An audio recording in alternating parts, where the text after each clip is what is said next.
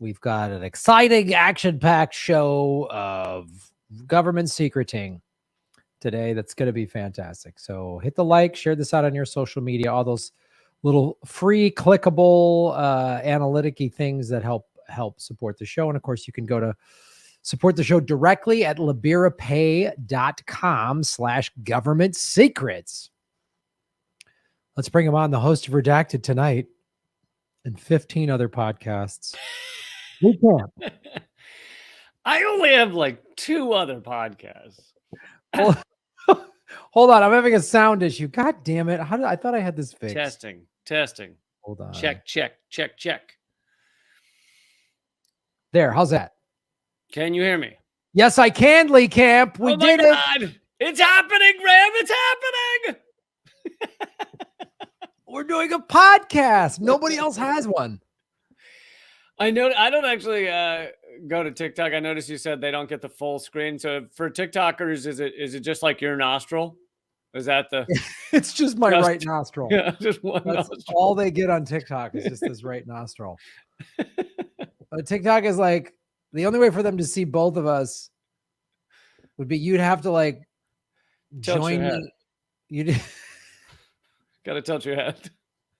You'd have to tilt your head, or you'd have to be on TikTok joining me on TikTok. TikTok is a very complicated world. It's its own universe, and they don't, and most people don't watch me live on TikTok because I'm not a girl in a low-cut dress dancing. Those who usually get the big live stream numbers. So. Oh, dude, I love whenever a new platform gets big and everyone tells you have to do it. I remember. Like, I can't remember, it was a social media person or something was like, hey, you should really adapt Redacted to TikTok. If you guys did some singing or if you had some dance numbers. And I'm like, no to everything you're saying. And I am going to pretend this conversation didn't happen. Well, that's like the way wow, is that horrible advice? The way to take Redacted to TikTok is to just take what you do on Redacted and just break it into 60-second things of you just talking directly to cameras. That I'm fine with. But whenever they're like, there's a new platform, really only body paint. Body paint is really big there. So if you could just take each episode and just body paint it, then I think you'd be really huge there. Lee, what do you think about, now hear me out. What do you think about wearing a thong while doing Redacted, but only on TikTok? I'm with you. I'm with you so far. Could you?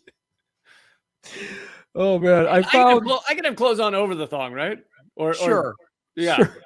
And the crazy thing about TikTok is there's all these little subgroups, right?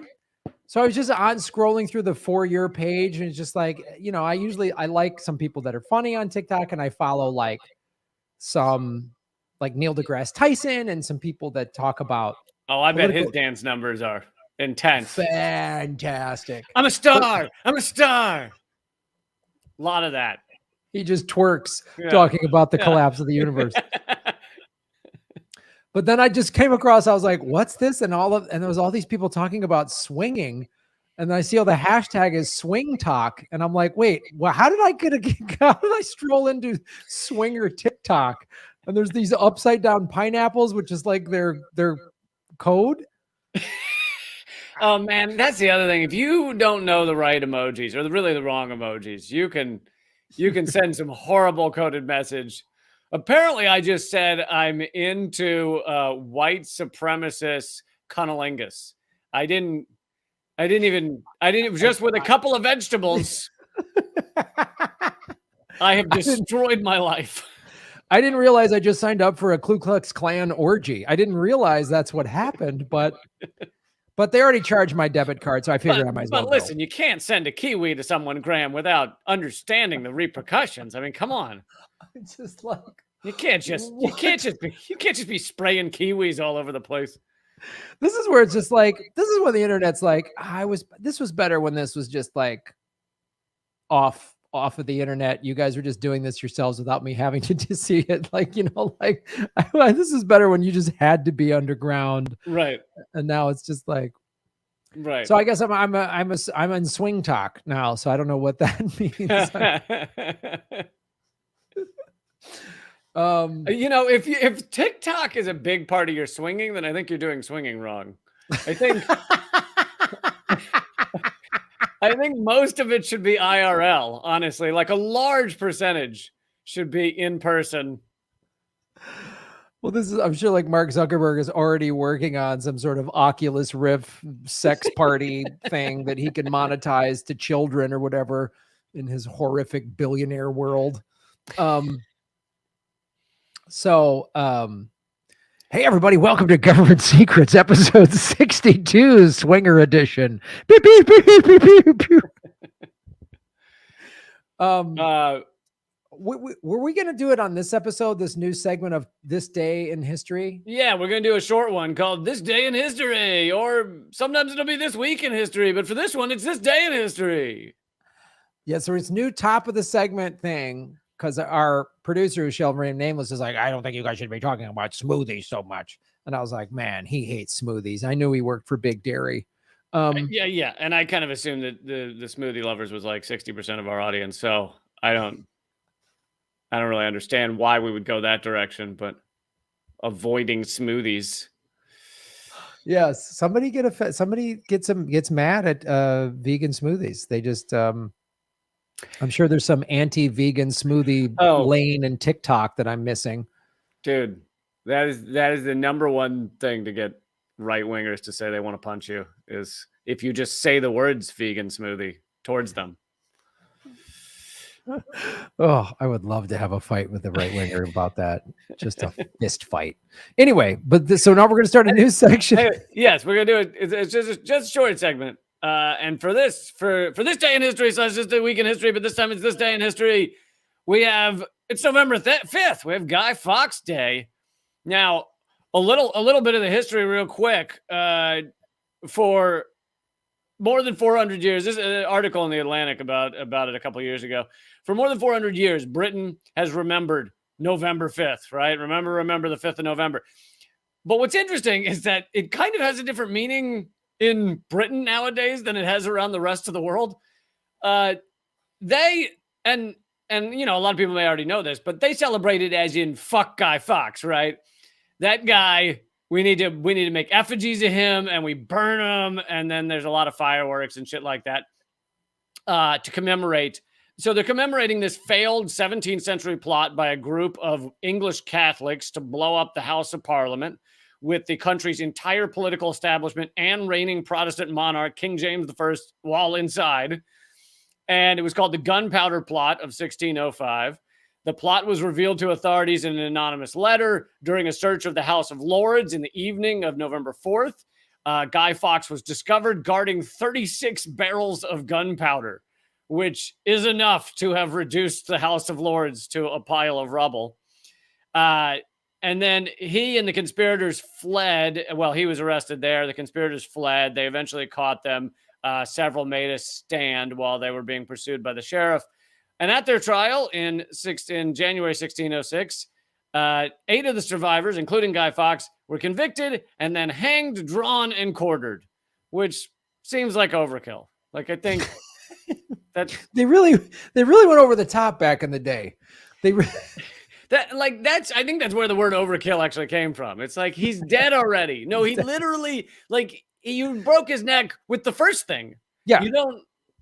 Pulling his arms off achieves stop nothing.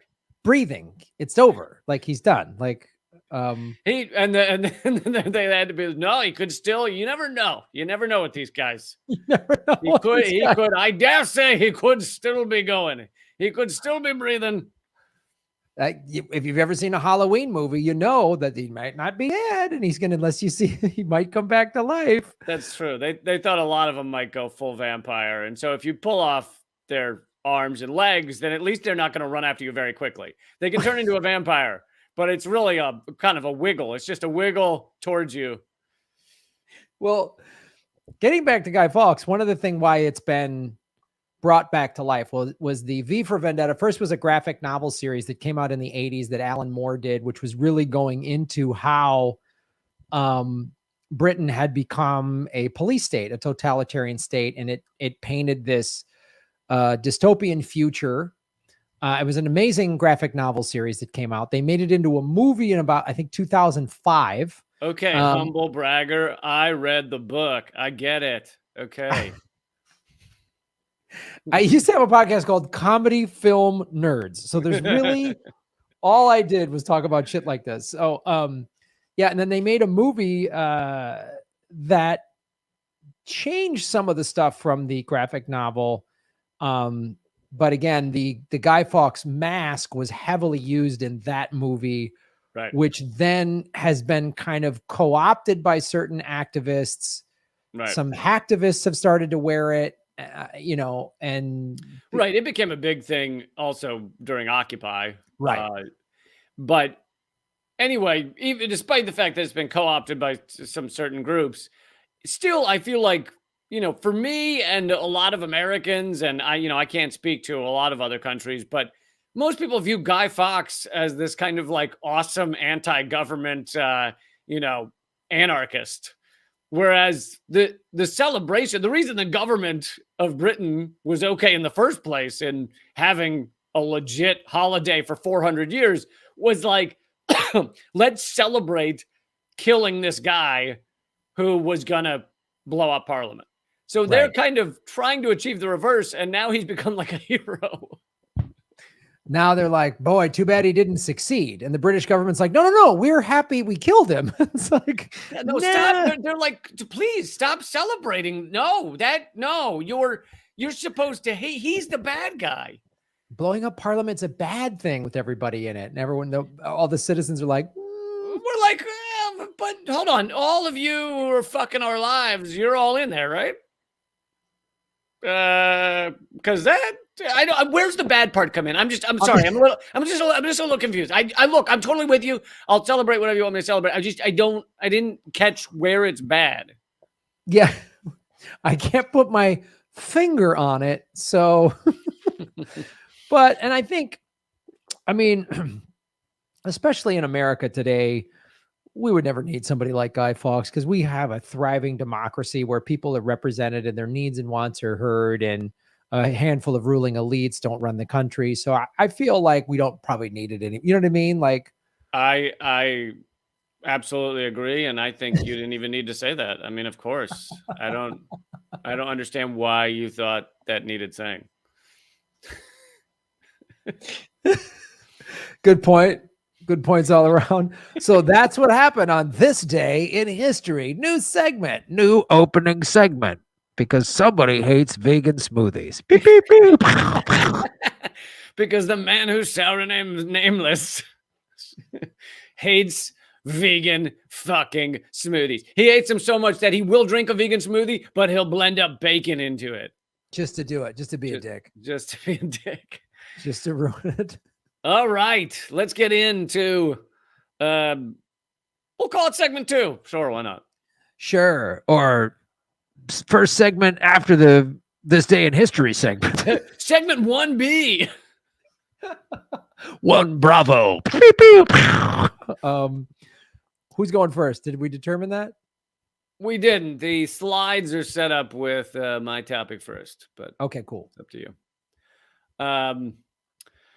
All right, so I'm trying to think of how to word this to not give it away too early.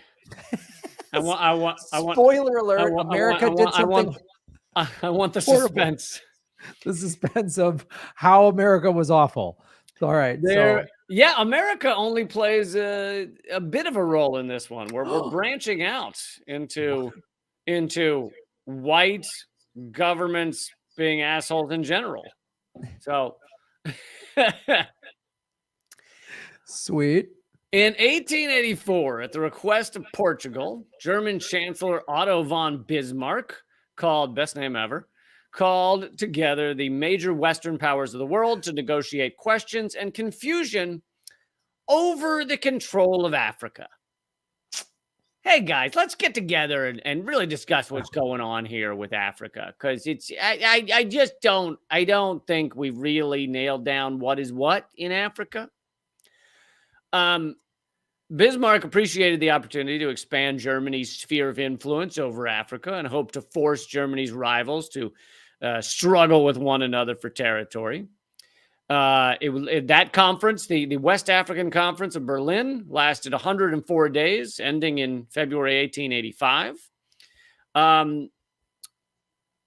The Berlin Conference did not begin the scramble for Africa, so we won't act like there weren't white people in Africa before that. Obviously, the slave trade started way before that, but a lot of it was most of the control, something like 80% of the control by these white Western nations of Africa was around the coasts, within a few miles or, maybe 50 miles of the coasts, because they weren't really trudging through the interior of Africa.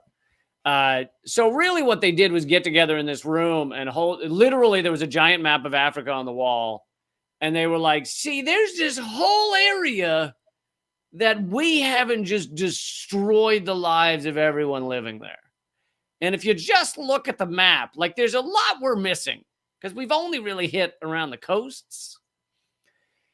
And so the way this article describes it, it says, it did not begin the scramble for Africa. It did something much worse. It established the rules for the conquest and partition of Africa, in the process legitimizing the ideas of Africa as a playground for outsiders, its mineral wealth as a resource for the outside world, not for Africans, and its fate as a matter not to be left to Africans. I mean, let's face it, they don't know. They don't know how to divide up their country. We got to do it for them.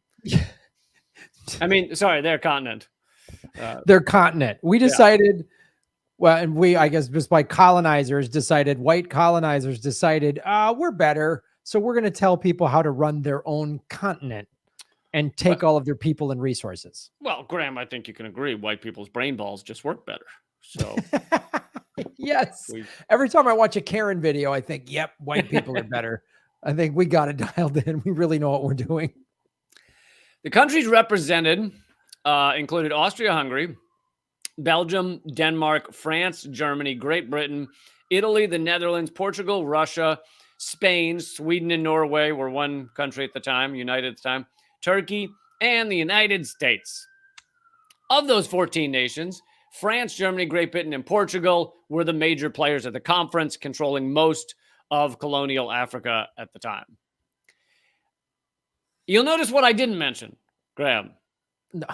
African nations or African peoples or really anyone black had no say in governing their own country and continent. God, it's again, this is one of these things I feel like this has happened in other parts of the world too. I feel like we keep telling countries, no, we're going to dictate. Like every time we do a story and it's like, this democratically elected person wanted to give their resources back to the done. Nope. Sorry. We can't let you guys decide. And I love when, especially America, that's supposed to be the pinnacle of democracy, right? And we got to spread our democracy all over the world. We should let people make their own decisions in a free and democratic society. Unless you got resources and trade routes and shit like that we need, then we're going to come in and take everything from you and you're going to just have to suck it. Well, you got to read the small print in that agreement of we want to bring you freedom and democracy. There's a little asterisk. Most people don't see the asterisk. Right. Little asterisk. But yeah, so, and here's the thing. It's like, we all know that white Western nations have exploited Africa forever, for, hundreds of years. But until recently, I didn't know they literally had a meeting. Like they went to a meeting and they put up a fucking map of Africa, that most of which they knew like nothing about, like didn't even know what was there. And they were just like, put a line here, put a line there. There's probably I bet you one of the borders of one of the nations has to do with because Otto von Bismarck sneezed on the map and they were like, well, I can't draw around there. There's some snot in it. So we'll just go around that. Yeah. Right. I mean, this is, of course, prior to this, you and I probably, if you would have asked us, we would have said, well, these countries just kind of individually went there and colonized and took slaves, which is already, that is already awful enough as it is. But no, there's an extra level of awful. They got together and looked at a map and said, yep, we're going to do this. Just like the Nazis did when they got together and mapped out the final solution. They probably sat in a nice room and had nice linens and food, and somebody brought them drinks where they're like, well, this is how we'll subjugate an entire continent, and loads of Coke. You're forgetting the loads of Coke. They probably had bags of blow. Yes. Well, back then we called it snuff or whatever it was called, But Adolf was whacked out of his mind. Yeah. But they literally got together and decided these things. And this is 1885. So this is after the United States has so-called freed the slaves.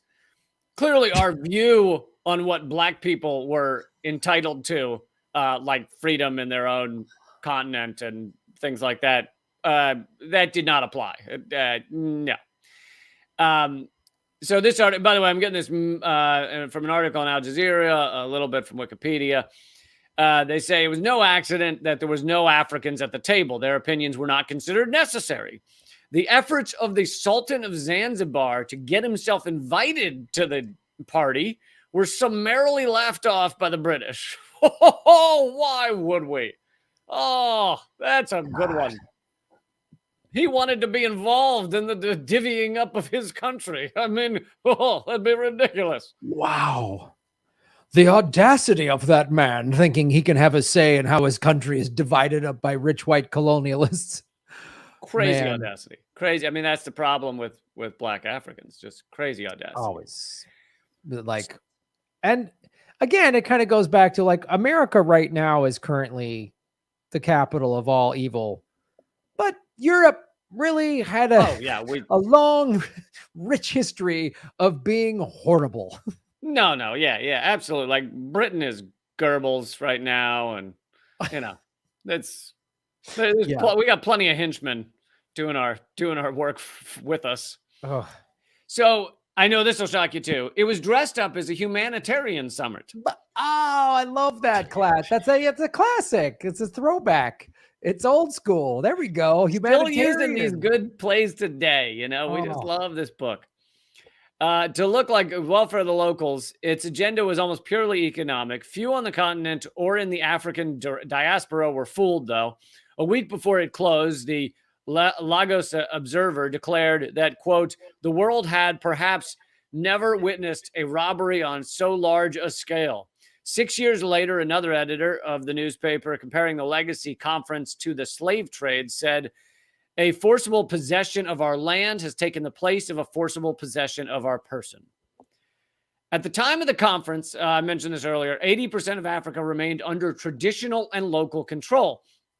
Now, here's something they don't say that I feel like it's tough to even get it in your mind, because when you live within a culture, you don't even see it as like something that had to be thought up at some point. But nations were still relatively young in a lot of these areas.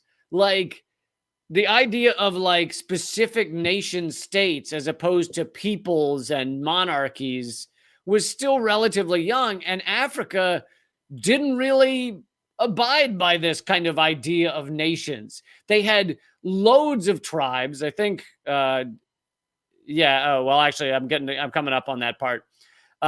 What ultimately resulted was a hodgepodge of geometric boundaries that divided Africa into 50 irregular countries.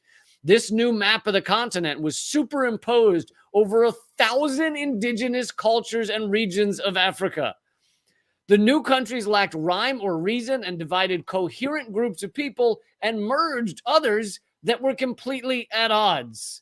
So you're taking 1,000 different cultures and tribes. You're smashing some of them together in the same country. You're putting a dividing line of a country between other tribes or cultures. It was just complete nonsense to these people. But then it ends up having major repercussions that they're still living through today. No, there's not still repercussions from this awful behavior. I'm sorry, you're right. It was fixed in 1994, but still pretty bad. Clinton's first term. Yeah. Clinton solved it, I think. Yeah. It's like how many how many times have we on this show found some problem or some awful thing that happened a long time ago, and we're like, and it's still causing problems today? Like, we really got to get a time machine, Lee. Like, I see no other out of this. There's no other option for us. I mean, if we live in a multiverse, then we took a hard fork when they assassinated JFK.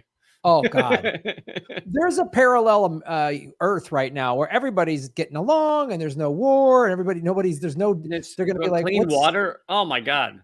Clean water. There's no boundaries. It's all the lyrics from John Lennon's Imagine. You know what I mean? It's just, that's how the world is. People are sucking and fucking consensually without any boundaries. It's amazing. All right. Am I back on Swing Talk? What happened? Well, Graham, I'm trying to bring in the viewers from Swing Talk. You're the one who signed up for it. Don't blame it on me. I'm trying to listen. I'm just going where the numbers are. I'm just going where the hits are, man. That's where I go. Always going to somehow turn a pineapple upside down in the middle of whatever segment we're talking about. Well, hold on. Who typed that pineapple emoji to me? Because I thought someone said that. Anyway. So the parallel universe that Lee Camp wants is just some swingers paradise where there's just it's just everyone's walking. No, there were a bunch of things before that. I said clean water came just before crazy sucking and fucking. But clean water was before it, Graham. Okay, but everyone's walking around in a robe or whatever. Okay, I get it, buddy. So your only problem is the robes. We can make the robes optional.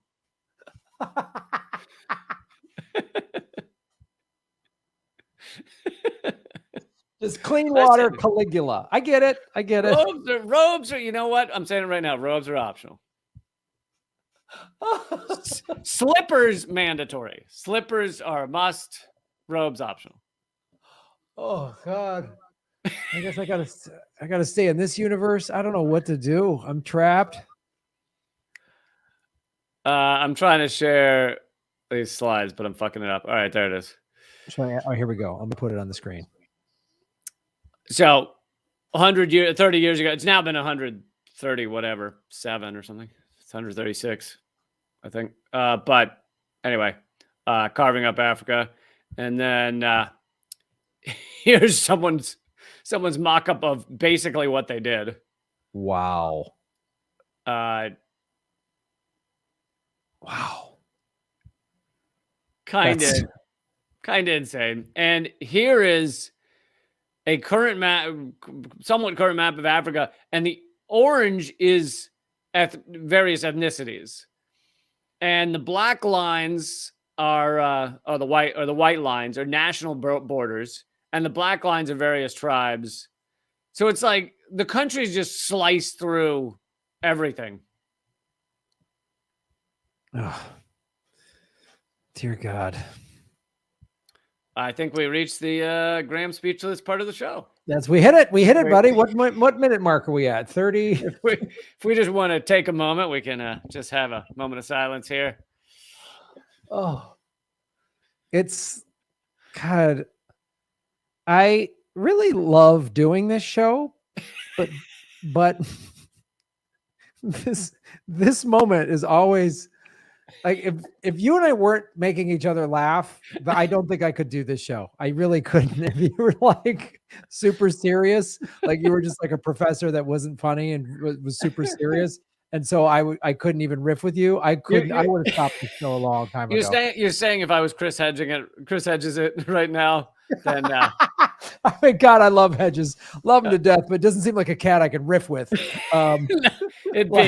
It'd be a mess, is what you're saying. Just like me doing the show with like Bill Binney or Richard Wolff. I don't see any of that being just like fastballs of comedy. No offense to any of the work that those fine gentlemen have done. But I just couldn't. Yeah. For anyone still trying to grasp what happened, imagine that a group of rich guys you've never met before walk into your apartment and are like, yeah, we've divvied this up amongst ourselves, and we're putting a line down the middle of your living room, and we're going to have other people living on the other side of your living room, and we're going to tell them to hate you because you're a different country. Oh, and your wife and kid are on the other side, so they're in the other room. And a couple of your family members we're just going to take for labor. Yeah, well, yeah, of course. Is that cool? I mean, listen, I'm not doing all this mapping myself. All right, so we're gonna grab this person. You related to this person? We're gonna grab them, and they'll do the mapping for us, I think. And by the way, there's oil and minerals in your backyard, but you're not going to get a penny of that. We're just going to start drilling. So, yeah, I'm going to need you to kind of get out of the way. Yeah, just if you could just back up, like out of your apartment, that would help a lot. Just kind of leave for good. That would be great.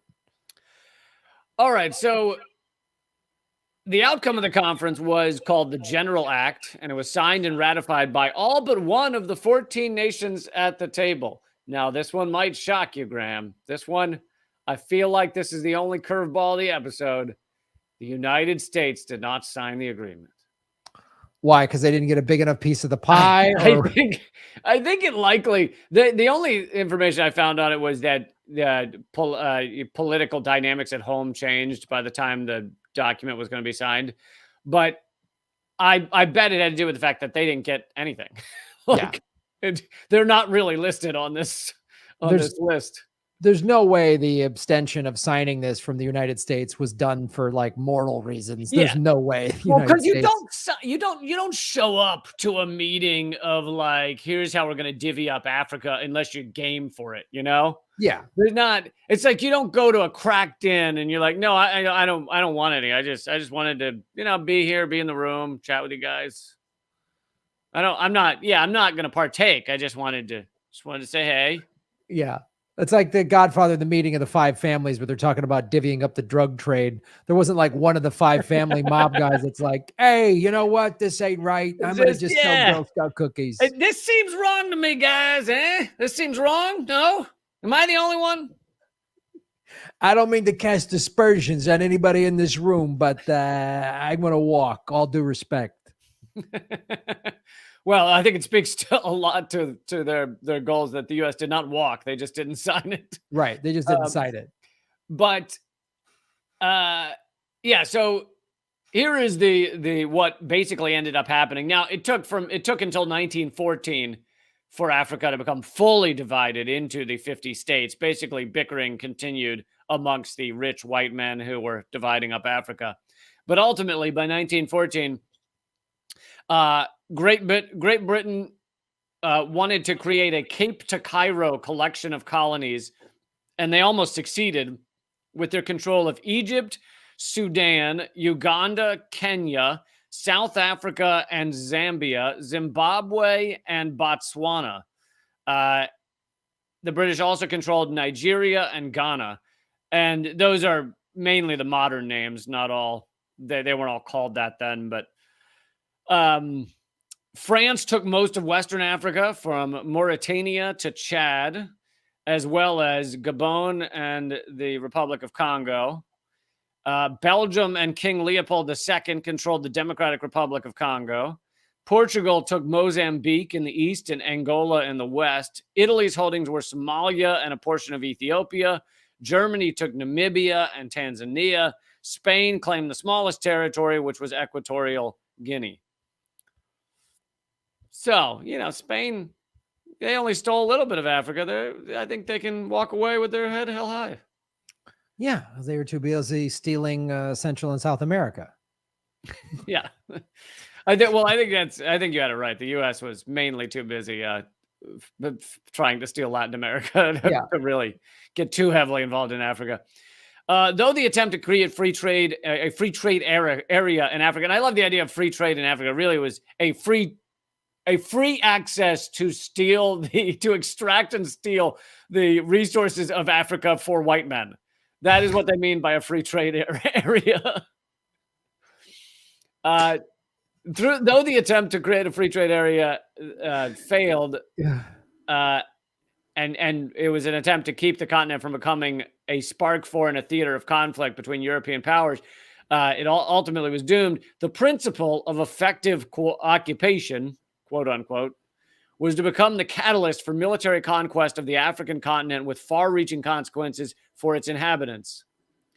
To govern, they found they had to contend, this is the Europeans, found they had to contend with a confusing Oh, no. They're talking about the African leadership.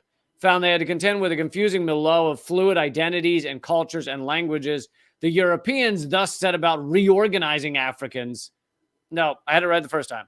They were talking about the West, the Europeans, the white guys found it was tough to govern, basically rule over land they'd stolen in Africa because it was too many identities, cultures, and languages. So they therefore tried reorganizing Africans into units that they could understand and control. Hence, nations. Well, nations meant nothing to a tribe in Africa. Nations were like, what the fuck's a nation? I've got my people. These are my people. Like, I don't need a nation.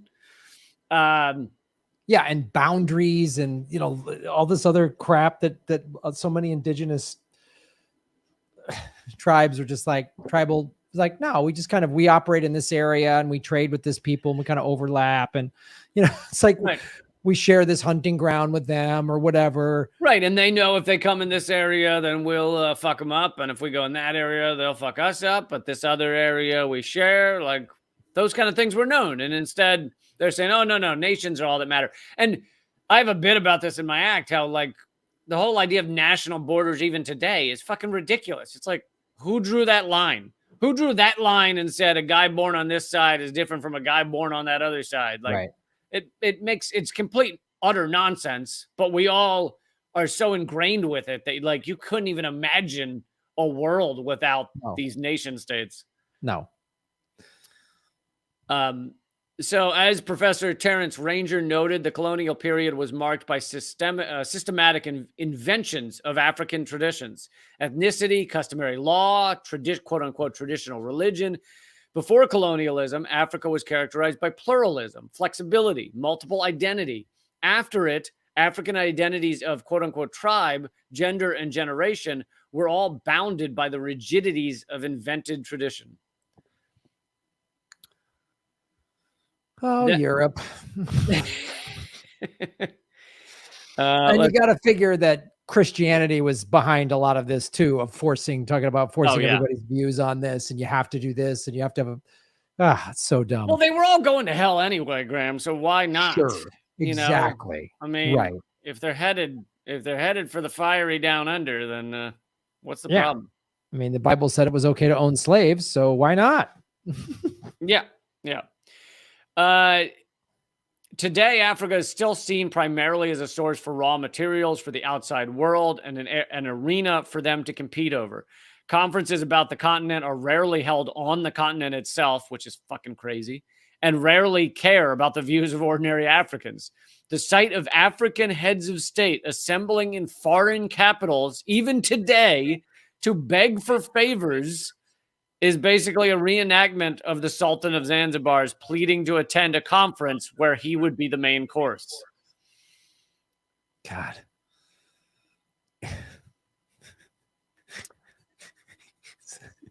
There's no systemic racism, Lee. I don't think any of this had to do with racism. Whoa, buddy. I don't know why you would bring that into this. Okay. I went with you on the religion thing, but I don't know why you would say the R word on a family-friendly podcast. That we're just talking about a parallel universe with sucking and fucking. I get it. That's totally. Yeah, it's like you really, when you do it, I mean, that's why history is so fantastic, because you really see the constructs of everything that's good and bad in our society today. All you got to do is go through history. Which Americans deliberately avoid, and it's astounding to see. Yeah, I mean that's the thing. Is like if you know this history, and like I said, I don't claim to be some fucking expert. I learned about this a couple of years ago. If you learn the history, it's like, well, of course we've been dividing up these areas and stealing and extracting their wealth and resources and not giving a flying fuck about their people for generations. Mm-hmm. So why do we act surprised that now the U.S. is bombing in Africa? Right now we have economic war against Ethiopia and Eritrea, other countries, Somalia, we like, why do we act surprised that that's going on? It's like, no, this is actually a continuation of everything we've been doing for generations. And not just the continent of Africa, but all throughout the Middle East, we've drawn all these ridiculous borders. I mean, like Iraq is really divided between the Shias, the Sunnis, and the Kurds. And we just, you know, we just they're all Iraqis, they're all terrorists, you know, like we just do this dumb, blind, ignorant, racist, colonial. We apply that thinking to any place that isn't Europe or the United States or Canada or Australia or something. Like we just everything we just assign this crap to. And, you know, and obviously we did this here. I mean, this is what we did to the United States. We came here and there was 600 indigenous tribes in America that again had different borders, and some of them were warring with each other, but some weren't. Some were trading. I thought they really liked it when we gave them the new borders that we saw.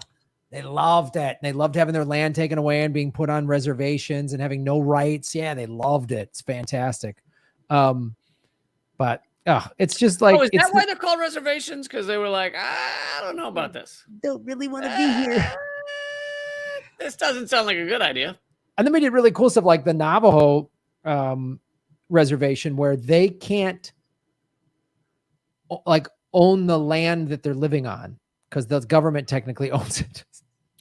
Oh yeah, I mean, we could do an episode on some of that shit where they're supposed to be like an independent nation according to our national law, but then when the federal government wants to, they just fucking run over that. They don't give a shit. Like here's the last little bit. Despite achieving independence for the most part in the 1950s and 1960s, you know, many will recall that was the era when most of these colonizers were kind of thrown out. Like there were areas of Africa in the 50s and 60s where still they acted like the queen was their ruler. But most of that was thrown out. However, go ahead. I was just going to say, and this is also stuff we've covered in not just African countries, but in other countries where like the colonizers were thrown out. And then if a new government came in that wasn't favorable to American business interests, that's when our boys at the CIA jumped into and starting cooing it up. Right. That's what we're doing right now with Ethiopia and Eritrea. Eritrea apparently is the only, and Eritrea is almost like a tiny piece of Ethiopia. It's small. And it apparently is the only African nation that hasn't allowed or at least given some signed some agreement with AFRICOM, the U.S. command in Africa. So basically, the U.S. doesn't want that idea to spread to other nations. And they've noticed that Ethiopia and Eritrea have been getting a little closer with one another. Basically, peace has been breaking out. And the U.S. doesn't want to see Ethiopia also push out AFRICOM and push out our extractive ownership of resources. And so now we have economic war. Samantha Powers tweeted about it a few weeks ago. We're basically starting economic war against Ethiopia. And we've also been doing it with the vaccine. The entire continent of Africa has about a 2% vaccination rate. 2%. I think it's up to 4, but yes, 4. Oh, yeah. Sorry, that was last month's statistic. So we doubled it. It's doubled, Graham, to 4%. Wow. No, 4%. But this is why I really shouldn't get us started on vaccines, but just tiny little note. This is why I'm all for the vaccine, because it has already saved millions of lives. I have a problem with vaccine passports because, like, literally we're putting into place something that just will not allow any Africans to come to America for any reason. I mean, it's massive inequality. Anyway. Yeah, and the pharmaceutical companies don't want to give up the patent for free because they can't make money off of poor countries. Yeah, and initially AstraZeneca working with another country like Sweden, I think, but or AstraZeneca is Swedish or something, working with Britain. I can't remember, but they initially said they were going to make theirs open source and give the patent to everyone. And apparently Bill Gates was pivotal in calling them and saying, no, you can't give the patent away. And now they're not. So. Yeah, Bill Gates has been very public about saying we shouldn't give away the patent for free for these vaccines because he doesn't want. I mean, this is like, I mean, there's a vaccine that's being made in India by the Indian people, and they can't use it. It's shipped out. Like it's just astonishing to me. We're still the shit you were just talking about, how we've been sticking it to Africa. We're doing it by not giving them this vaccine. Yep. And then, as you say, passports.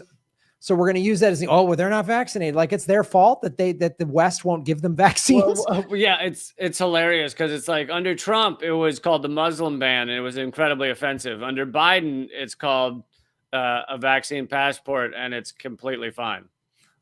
Right. It's the same fucking shit. Yeah. Anyway, despite achieving independence for the most part in the 50s and 60s, many African countries have continued along the destructive path laid out in Berlin. Former Tanzanian president Julius Nyerere, I don't know, declared, "We have artificial nations carved out at the Berlin Conference in 1885, and today we are struggling to build these nations into stable units of human society. We are in danger of becoming the most balkanized continent of the world. Ethnicity," that was end quote, "ethnicity and tribalism continue to be the bane of African politics." Quote, "The Berlin Conference was Africa's undoing in more ways than one. The colonial powers superimposed their domains on the African continent. By the time independence returned to Africa, the realm had acquired a legacy of political fragmentation that could neither be eliminated nor made to operate satisfactorily." So, yep.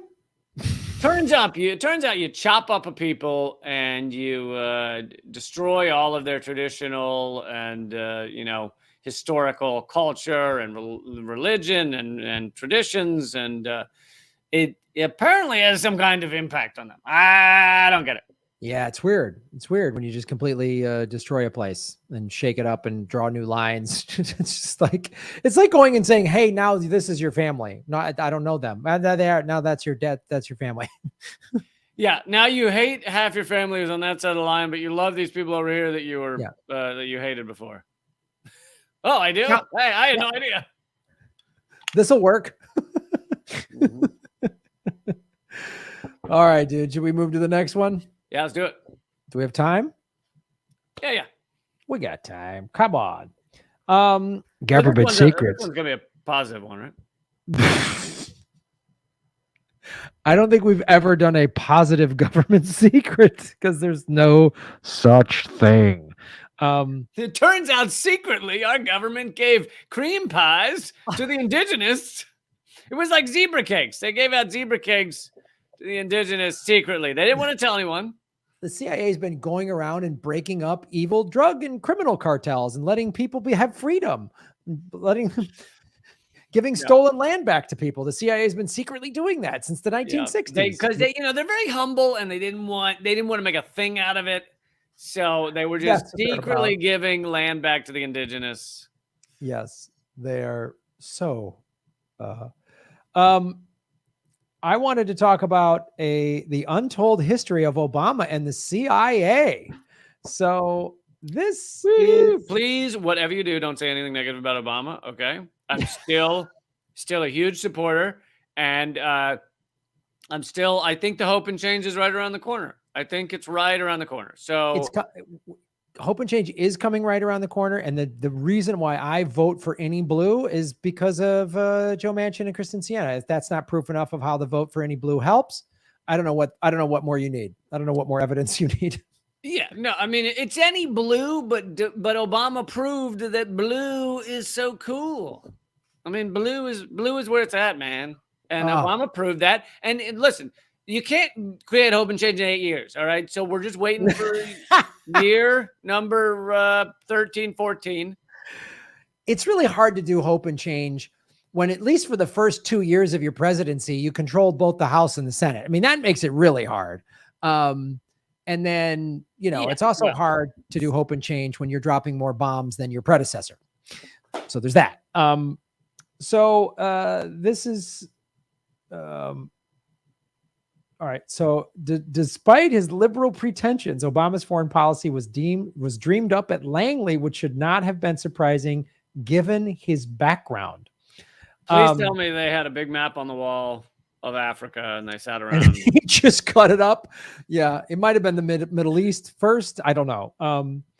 So in the summer of 2012, Obama signed a secret order authorizing the CIA and other U.S. agencies to support rebels in Syria seeking to oust Syrian leader Bashar al-Assad, a nationalist who had allied with Iran and stood up to U.S.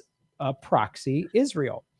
Costing more than $1 billion, Operation Timber Sycamore. Oh, I love a good operation. Operation Timber Sycamore evolved into the largest covert operation since the arming of the Mujahideen fighters in Afghanistan in the 80s.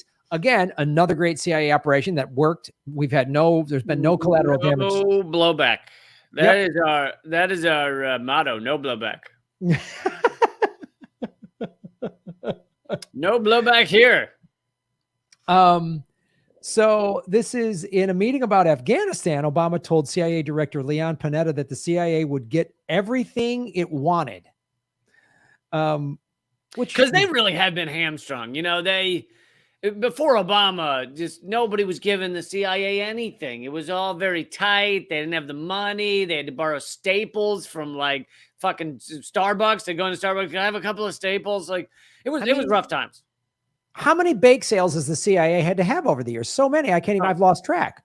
They've had to have fundraisers. They have the CIA kids going around selling chocolate bars in the neighborhood. I mean, I feel bad for them. So many. Yeah. There was the dunk tank, $5 for throw at the dunk tank. There was get a handy from a general. That was pretty. Get a handy from a 4-star general was actually quite cheap. It was like 25 cents. Well, I think it was like, it was like waterboard for a nickel or whatever. I forget what it was. Spend a weekend camping trip at Gitmo. They had a lot of fun things. But the New York Times reported in the 67 years since the CIA was founded, few presidents have had as close a bond with their intelligence chiefs as Mr. Obama forged with Mr. Brennan, and architect of the CIA. It was a bromance. Yes.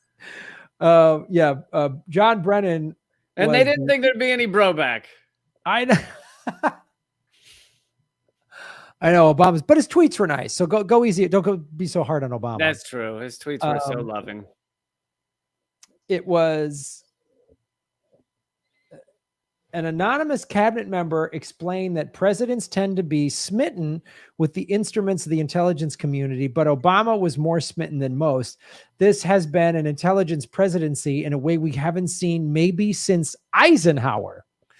Also, I love I get that this article is revealing Obama's connection to the CIA, but sometimes we use the euphemisms of the military world because they're there and it's how we learn to speak and think. But I love the idea of the instruments of the intelligence community. It's like, oh, they get to kill people. It's well, could you imagine describing murder as like the instruments? Like my neighbor has great instruments. He fucking kills people. Well, I mean, it's like a clarinet, you know what I mean? Like Jeffrey Dahmer had some instruments of dealing with some of his neighbors. But speaking of these instruments, I want to bring up this graph from the article. Total killed and total civilians reported killed by CIA drones under Presidents Bush and Obama. Look at the Obama is the one to the right. So blue is what? Minimum people reported killed. So so blue is all told people killed, whereas red is what? Our troops or something? Red is minimum civilians reported killed. Okay.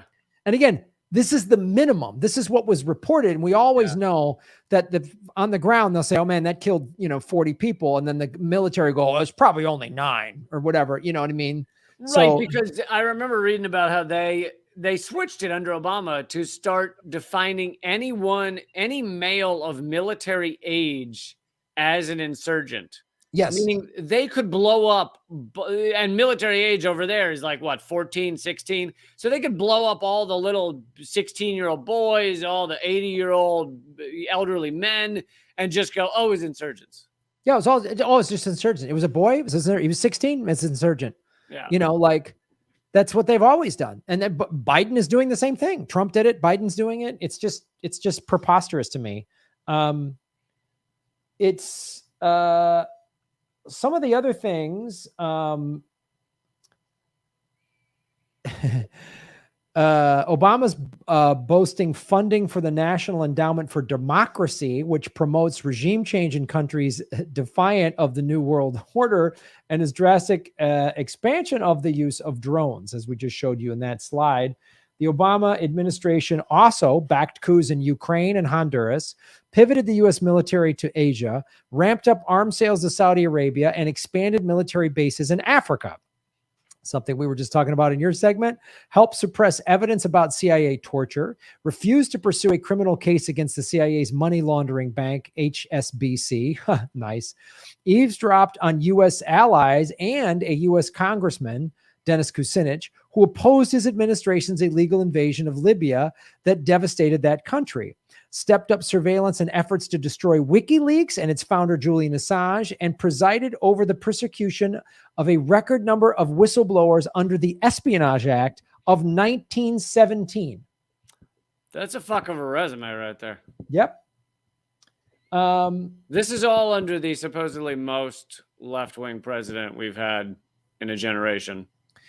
Well, yeah, and it just shows you how sophisticated the propaganda is in this country to keep America split, red state, blue state, and to think that this president's different than the other, because the criticisms from the right of Obama, where he's a socialist and a fake birth certificate, it's always nonsense. The criticisms are always like ridiculous nonsense.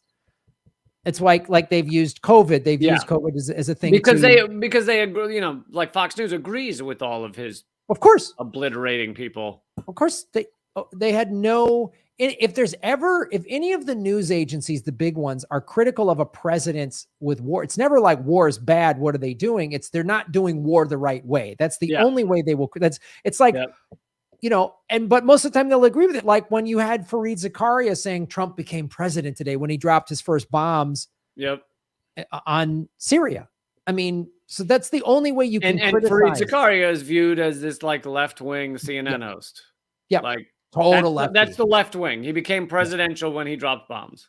When he dropped bombs. That's the left. I mean, that just shows you that there is no left here. Right. There is no mainstream left that largely is allowed into Congress, largely is allowed on TV. Yeah. No way. And it's because of guys like Obama who targeted actual lefties like Dennis Kucinich. I mean, another thing the Obama administration did, they protected longtime CIA assets from prosecution, like Rwandan mass murderer Paul Kagame, waged war by proxy in Yemen through the United Arab Emirates, to which it sold nearly $27 billion worth of arms, provided weapons to drug cartels in Mexico under the Operation Fast and Furious. Yeah, I remember that. They literally were like giving guns to the drug cartels, arguing that I can't remember what the fucking convoluted argument was, that it's gonna help stop the drug trade or something. It was like fucking crazy. Yeah. And naming it after a bad movie. That's what's most offensive of all you've listed. Fast and Furious, really? Fast and Furious, which started out like 20 years ago, like drag racing over stolen CDs, and now they're like literally going into space and like Fast and Furious 8 or whatever. If you're brave enough, Graham, and you really rev up a nice car, you can take a ramp into space. I think that's common knowledge. Vin Diesel can do it. Most people can't. But. Oh. And the final thing, oversaw establishment of a clandestine arms pipeline from Libya to Syria by Ambassador Chris Stevens as part of the Operation Tinder Sycamore. Then there is he has a family connection. Obama has a family connection. Obama's record as president should not have been surprising, given his family background. His mother, Ann Durham, worked for the United States government agencies and allied NGOs, the Ford Foundation, Asa Foundation, Development Alternatives Inc., and United States Agency for International Development, USAID, in Indonesia in the 60s and 70s, as well as Ghana, Nepal, Bangladesh, Pakistan, India, and Thailand, and had training in the Russian language, which, with everything combined, made her a CIA's recruiter's wet dream. It's weird that a CIA assets child would be groomed to be president. That doesn't sound like something the CIA would do. It is weird. And, you know, that helps answer a bit of a question I've always wondered, which is, I didn't know better, and I supported Obama in 2008. I thought he'd be different. And quickly it became clear he was no different. But I was like, but how did the establishment know? Because they seemed to also be fine with him. So how did they know he was going to do their bidding as effectively as he did? And I think part of it is what you just read. Part of it is that they knew him in his Chicago Senate days, and he was already, even in the Chicago Senate days, the former Treasury Secretary Robert Rubin was like touting him to people and was basically kind of a mentor, like showing him around, being like, this guy's the next big thing and stuff like that. And so it's like, once you had the kind of check mark from a former Treasury Secretary, clearly that guy had seen enough to know that he wouldn't threaten the bankers. Like, yeah. And then of course we saw, you know, the leaked memo of the CIA, is it the Citibank list? Citibank, yeah, picked his cabinet. Yeah. Picked his cabinet. And so they were like, oh, he'll play ball. And when he said, I'll pull the troops out of there, but kept the bombing going, the defense industry went, cool by us. You know, he led the transition of like a kind of full frontal war where everyone's like, oh my God, we're at war, to a kind of backdoor war where most Americans don't even think of it as being at war. Like, most Americans hardly think that we're at war in Afghanistan, Iraq, Yemen, Syria. Like, they just don't view it as war, he succeeded in making it something people don't protest against because they hardly believe it's happening.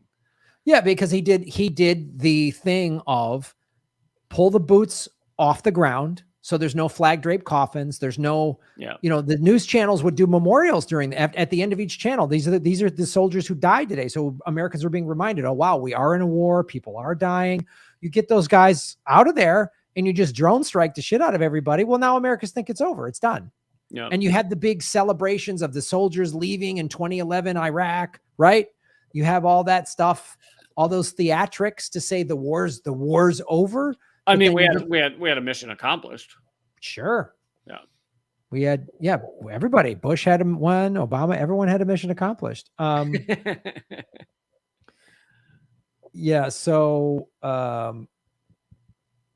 the microfinancing projects that she worked on, this is his mom, to help turn traditional craft industries into sustainable businesses, were designed to better third world masses to the mentality of finance capitalism. Hey guys, let me show you this thing. It destroys most everybody's lives, but you're going to love it. Just line up right here. This is going to be great. We're going to show you capitalism. It's just for you. It's And if you have a child, you can sell them right into slave labor quite easily. Just step right up. It's great. Microfinancing. Sound like this thing that's going to help everybody.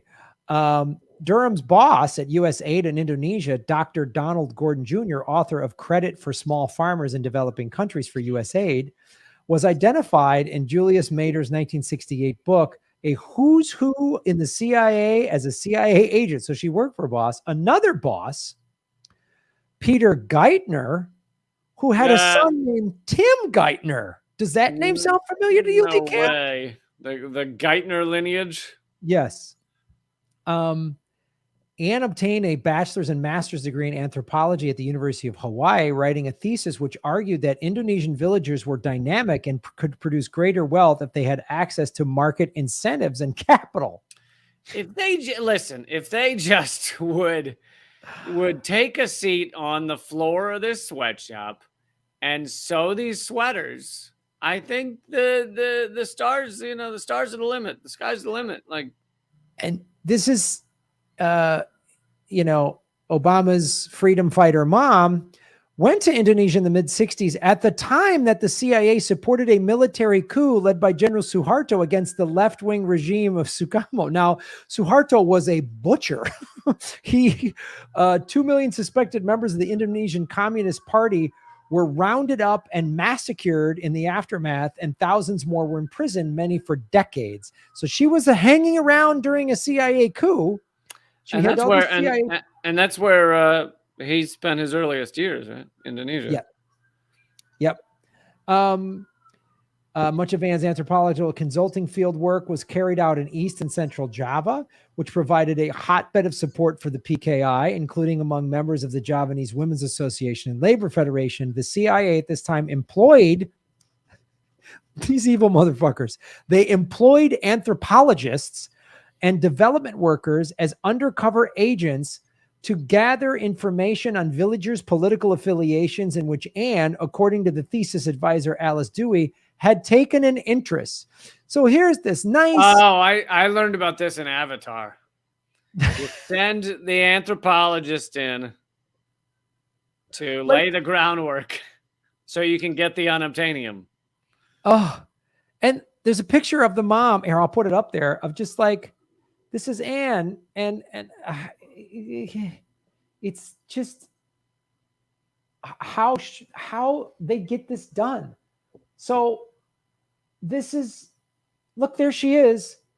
Oh, she's this nice girl it's the 60s, and she's a white woman, and she's going to help. And they know how to dress this up so that liberals buy this crap. Right. And she was there doing the CIA's bidding. Like, wow. It's unbelievable, man. Like, yeah, I truly didn't know that. And you think, oh, he came from this history that, this family of activists and people boots on the ground helping out. And just at a cursory glance, you think, oh, wow, look at his mom was in Indonesia, man. She was helping out. What are you talking about? You do a little digging. Nope. All CIA. It's really like, and it's, wow. It's astounding. And she taught English in the American Embassy in Jakarta, which also housed one of the largest CIA stations in Asia. These are all wacky coincidences, Lee. At least he made her proud. Judging by the things she was into, her hobbies, her pastimes, he made her proud. She also worked for the Indonesian American Friendship Institute in Jakarta. I love the names of these awful CIA fronts. Yeah, that's not a very good one. Wait, it's the we're gonna call this one the Happy Bunny. Happy Bunny LLC. It's always like the Freedom Delegation of loving, patriots that fight for itself. Welcome to Loving Each Other LLC. Totally, we're not killing anybody. No, we're not gonna kill that guy. Come on in. Yeah. So Durham also worked for the Indonesian American Friendship Institute in Jakarta, a suspected CIA front. One of her closest colleagues, Ad Sesso, had been the leader of the Muslim students during the overthrow of Sukarno. So that's how they could say, and then the CIA planted this within the right-wing media of Obama's a Muslim terrorist, right? Just give him some ties to Islam to keep that argument going. So we're not looking at his mom's CIA past. We're not looking at the reality of it. Yeah. Yep. Well, and also the right-wing media fucking loves the CIA and everything in general. So, oh yeah, most of them are not going to question something like that. No. And it's like, she married, yeah. And then Stanley Armored, like she just it just goes on and on. Like it just goes on and on. I mean, it's just like it's all these ties to CIA fronts. And Graham, where were you in 2007? I could have used this information. I know. It's weird that this didn't come out. Didn't you email me in 2007? It's unreal. Yeah. So, but yeah, just to go back to what Obama actually did, the number of drone bombs dropped is just fucking crazy. I've done some segments on that. His final year, 26,000 bombs were dropped by the Pentagon that year, because he basically said, fucking, unload it. Balls to the wall, drop all the bombs you want. I mean, God, we'll never know how many fucking innocent civilians were killed or had their lives destroyed or lost family members from all these things. Trump even increased that number even more, but like it's a mass murder machine of a kind of unprecedented level. He ran out of bombs. I mean, it's just like, and they. Oh yeah, I remember that. I mean, literally, they were like, "We're not sure we can produce enough bombs." And by the way, each one of those bombs cost $1 million. So, think that money could go to something positive within the United States? Yeah, how many schools? I mean, it's just like, and the fact that like liberals are just in love with Obama, they just don't want to hear this stuff. They don't want to hear this stuff because they just think, oh, it's just right-wing smear. No, the right won't say this either. Fox News is not going to do this story. Fox News is going to talk about this. Well, like, it's rude to show up with all these facts and things. just rude. It can really ruin a liberal's evening. Yeah. So she married a guy that was in the CIA. And his job was to recruit people, and then it's just keeps going on. So that's. So no wonder he loved the CIA. He was making mommy proud. Yep. Literally born in the CIA. So that's Government Secrets, episode 62, Eye-Opening Evil. I would say this was our third best ever. This is our third best ever. Yeah. Folks, if you like what we're doing, support us at liberapay.com/government secrets. We're figuring that out. It's working now. We finally got it figured out. But yeah, it's a great way to support the show, and hit the like button and wherever you're watching this or listening, likes, shares, or smelling. If anyone's smelling this out there. I know Spotify's got a new smell app, so do that. Give it a positive, give us a positive Yelp review. I don't know. Were you in Yelp? Oh man, I was listening to a Meatloaf album and I just couldn't, because they have a new smell option. I couldn't turn it off. Yeah. So yeah, support us in any number of ways. We very much appreciate it. I'm doing a show with Ron Placone November 27th in the Los Angeles area. That tickets are available at grahamelwood.com. And of course, sign up for my newsletter, watch Political Vigilante and all that business. Lee Camp, what are you doing? Where could people enjoy your Lee Campness? I'm actually doing nothing. I quit it all. Yeah, no, there's a new Redacted out tonight. You can watch that at radindiemedia.com. We'll put it up there, but it's also at portable.tv. Just scroll down to the Redacted Tonight playlist. But yeah, check out radindiemedia.com. It's tons of cool left-wing media all there every day. You get new stuff. And if you want to read your news, you want to watch your news, you can click read, watch, or listen. So you can choose which hole of your face you'd like to take it into, which, a lot of sources don't let you pick that. A lot of sources don't let you pick the hole, and you're like, oh, I wanted to take it in the eye holes, and then it's in your ear hole. And you're like, no, why? You keep swinging this back to swinging. Like, that's what's happening here. I said nothing about swinging. This was about taking information in. Graham, I don't know where your dirty mind is. You're right. I jumped to a conclusion. You're like, take it in whatever hole you can. I said face hole. Anyway, I'm trying to make this a good show for children, and you keep bringing it back to swingers TikTok or whatever you're into. Well, join me on Swing Talk. I'm going to be swing talking my way through the weekend. But yeah, radanymedia.com and my Twitter's at Lee Camp. Cool. Thanks, man. All right, buddy. Have a great weekend. Be well. You too, my friend.